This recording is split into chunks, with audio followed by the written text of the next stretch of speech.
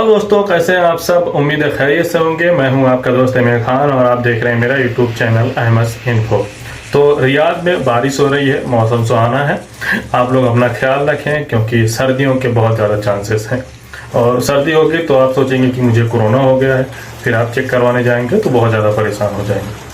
तो खबरों का सिलसिला, इन्फॉर्मेशन का सिलसिला शुरू किया जाए इससे पहले थोड़ी सी बात वैक्सीन के बारे में कर लेते हैं। देखिए, आप सेहती यूज करें या तवक्कल यूज कर रहे हैं वैक्सीन लेने के लिए तो सुबह के टाइम में जरूर ट्राई करें। आज काफ़ी लोगों ने रियाद में वैक्सीन बुक की सुबह के टाइम। तो जैसे ही मैंने देखा यहाँ रियाद में स्लॉट ओपन है तो जिद्दा वाले कुछ दोस्तों को भी मैंने फ़ोन किया, उनसे कहा कि भाई बुक कर ले। तो उन्होंने भी देखा तो एक जगह पर प्रिंस फैसल स्टेडियम में सेहती में स्लॉट ओपन था, उन्होंने अपना अपॉइंटमेंट बुक किया। तो आप लोग जो है चेक करते रहें और बुक करते रहें। जरूरत पड़े, अर्जेंट हो तो अपने आसपास जहां पर बिना अपॉइंटमेंट के वैक्सीन दी जा रही है वहां पर जाकर ट्राई करें। मैं ट्राई का लफ्ज इसलिए इस्तेमाल कर रहा हूं क्योंकि बिना अपॉइंटमेंट का कोई भरोसा नहीं है। उनकी मर्जी है, भीड़ ज्यादा हो जाती है तो वो बंद कर देते हैं, भीड़ कम हो जाती है फिर देना चालू कर देते हैं। एक दिन बंद होता है, एक दिन चालू रहता है, इसी तरह से चलता रहता है। कौन सी जगह पर अपॉइंटमेंट अवेलेबल है सेहती में, तवक्कलना में, या इसके अलावा किस जगह पर बिना अपॉइंटमेंट के वैक्सीन दी जा रही है, तो इसकी पोस्ट मैं ट्विटर पर, इंस्टाग्राम पर और फेसबुक पेज पर करता हूं। तो आप लोग चाहें तो वहां से जुड़ सकते हैं। तीनों जगहों पर जो नाम है वो यही है, सेम अहमद इन्फो। आप चाहे ट्विटर पर जुड़ें, इंस्टाग्राम पर जुड़ें या फेसबुक पेज पर जुड़ें, एक ही जगह पर मैं ये जानकारी देता हूँ, एक ही जगह पर पोस्ट करता हूँ और ये पोस्ट जो है वो तीनों जगह पर अपने आप शेयर हो जाती है क्योंकि मैंने इन तीनों चीजों को एक ही जगह से कनेक्ट किया हुआ है। तो इसलिए जो है आप लोग ऐसा ना सोचे कि मैं अपने फॉलोअर बढ़ाने के लिए कर रहा हूँ, बल्कि अगर आपकी मर्जी हो तो आप जो है तीनों में से कोई भी एक को फॉलो कर लीजिए जिससे आपको अपॉइंटमेंट से रिलेटेड जो जानकारियां हैं वो मिलती रहें।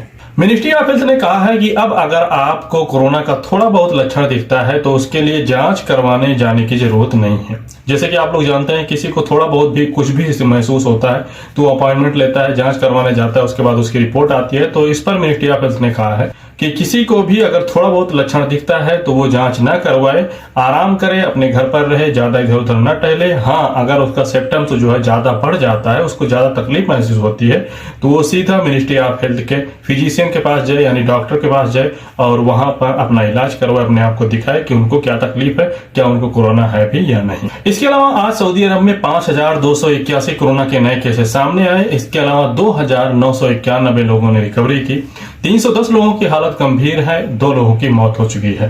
तो ये था आज सऊदी अरब का कुल कोरोना का लेखा जोखा।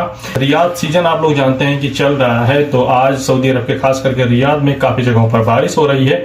तो इसके लिए भी रियाद सफारी और इसके अलावा जवान विलेज और सगरत अल सलाम, ये तमाम जगहें जो हैं वो बंद रहेंगी।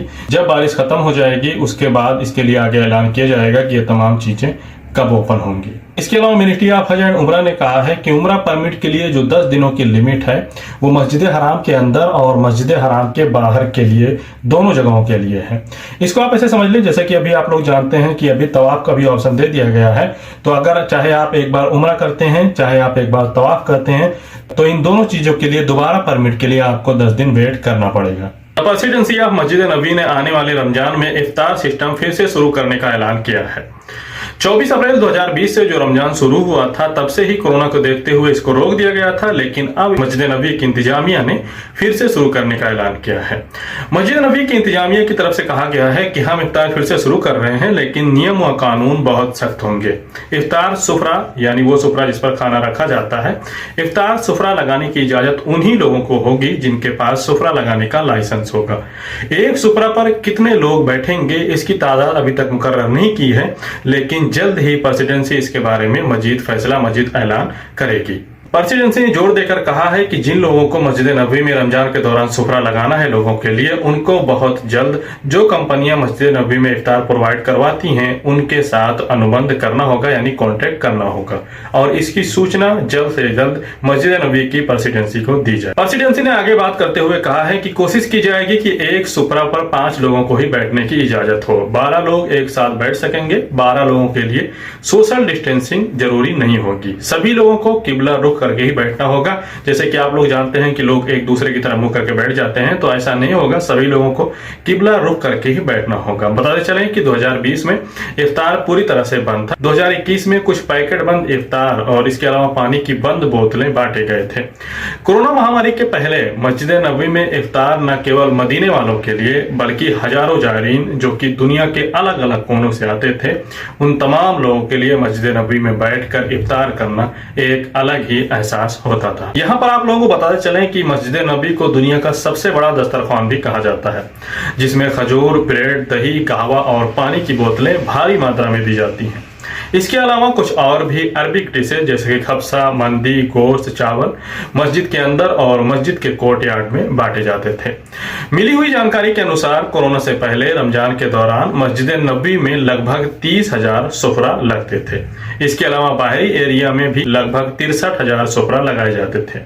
10,000 से भी ज्यादा मदीना के मकामी लोग मस्जिद नबवी के अंदर और उसके बाहरी एरिया में लोगों के लिए इफ्तार का इंतजाम किया करते हैं। रमजान के दौरान मस्जिद नबवी का पूरा इलाका मदीना के मकामी लोगों को इफ्तार करवाने के लिए रिजर्व कर लेते हैं। यानी जो लगभग 10,000 मदीना के लोगों को इफ्तार करवाते हैं, वो मस्जिद और उसके बाहर का थोड़ा थोड़ा हिस्सा अपने लिए रिजर्व कर लेते हैं। यानी ऐसे होता है कि इतना इलाका उनके नाम पर है, यहाँ पर जितने भी लोग बैठेंगे उनकी जिम्मेदारी उनको इफ्तार करवाना उनके नाम पर होगा। ये इलाका आपका है, तो इसी तरह से वहां पर जो एरियाज हैं वो बांटे हुए हैं और इसके लिए लोगों को बाकायदा लाइसेंस भी दिया जाता है। और इसमें से बहुत से ऐसे लोग हैं जिनको मस्जिद नबवी में इफ्तार करवाने की जगह उनके बाप दादा से विरासत में मिली, जिन्होंने लगभग 10 साल या सदियों पहले इस नेक काम की शुरुआत की थी। ये स्टोरी थी सऊदी गजट की, जिसको मैंने आसान भाषा में ट्रांसलेट करके आप लोगों को समझाने की कोशिश की। उम्मीद है वीडियो आपको पसंद आया होगा। फिर भी कोई सवाल है तो कमेंट करें, चैनल पर नए हैं तो सब्सक्राइब करें, वीडियो को लाइक करना ना भूलें, दोस्तों के साथ शेयर करें। बहुत बहुत शुक्रिया, थैंक यू।